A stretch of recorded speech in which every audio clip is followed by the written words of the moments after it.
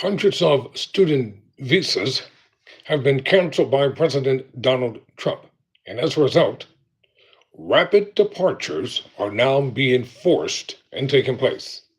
Tyrone Bowman live. Welcome to the program on tonight. Let's get started. According to USA Today, coming out of Denver, an article written by Trevor Hughes for USA Today. The Trump administration has revoked hundreds of international student visas across the country, setting off a desperate scramble for them to leave the United States within days.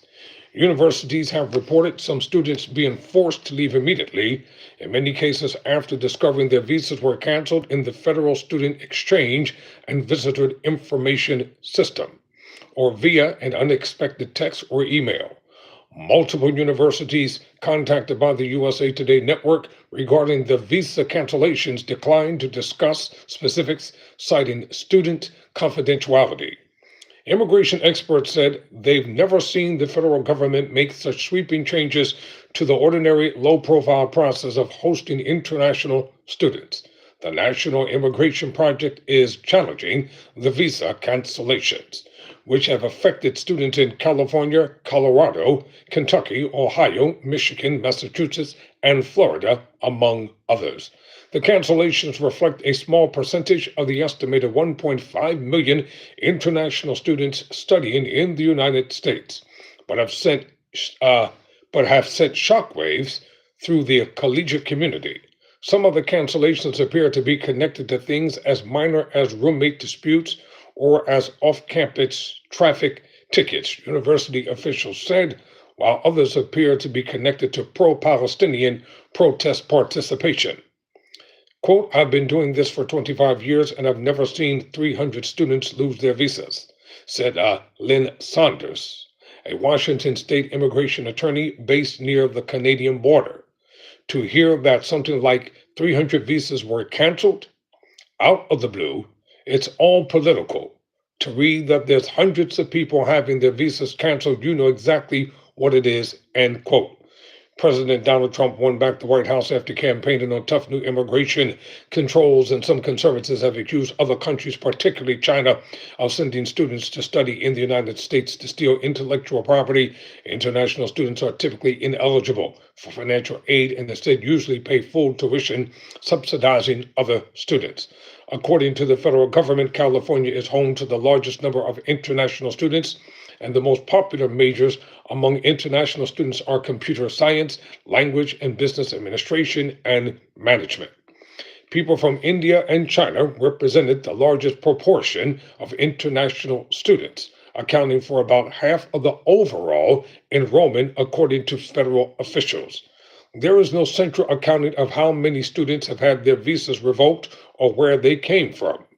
Many of the foreign students involved in campus protests were from the Middle East. Saunders said he's seen a handful of students annually lose their visas over things like a drunken driving arrest, but in many cases, students were allowed to finish out their studies.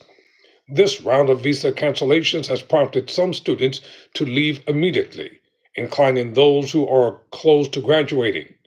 Wow, including those who are close to graduating. At the University of Michigan, officials said they were trying to figure out how to help an international student finish his architectural master's degree work despite fleeing home. The visa cancellations appear to be different than the targeted detentions of Columbia University graduate Mohammed Kalal and Tufts University student Ramisha Ozturk, largely because the students are not being detained, but are instead being told to self-deport within 7 days. The cancellations have sparked scattered protests, including at the University of Arizona. Secretary of State Marco Rubio said last month that he's revoked at least 300 visas of students he described as lunatics, citing pro-Palestinian support or activism activities that are normally considered protected First Amendment rights.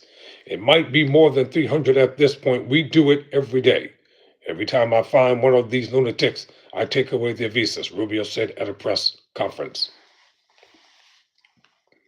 Let's let that sink in for a minute. Rubio's calling somebody a lunatic.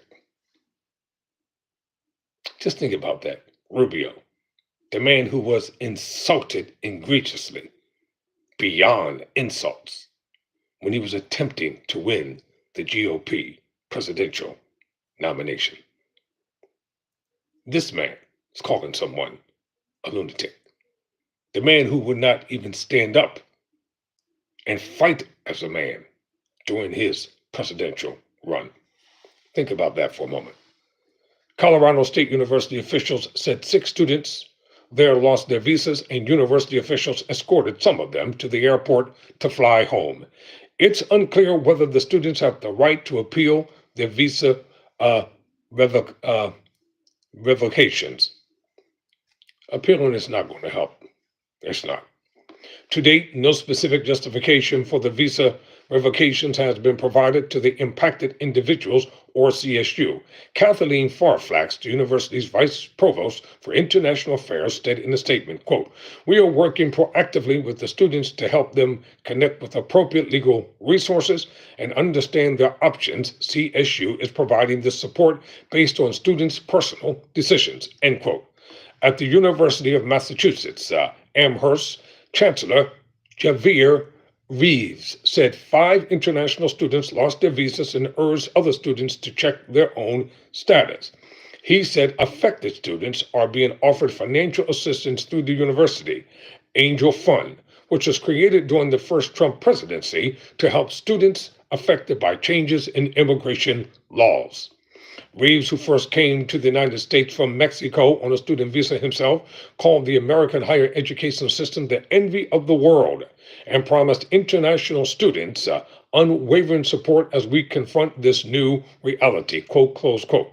New York University professor Robert Cohen, who studies protest movements, said targeting students because they attended rallies or wrote pro-Palestinian letters is a thinly veiled attempt by Trump to clamp down on dissent.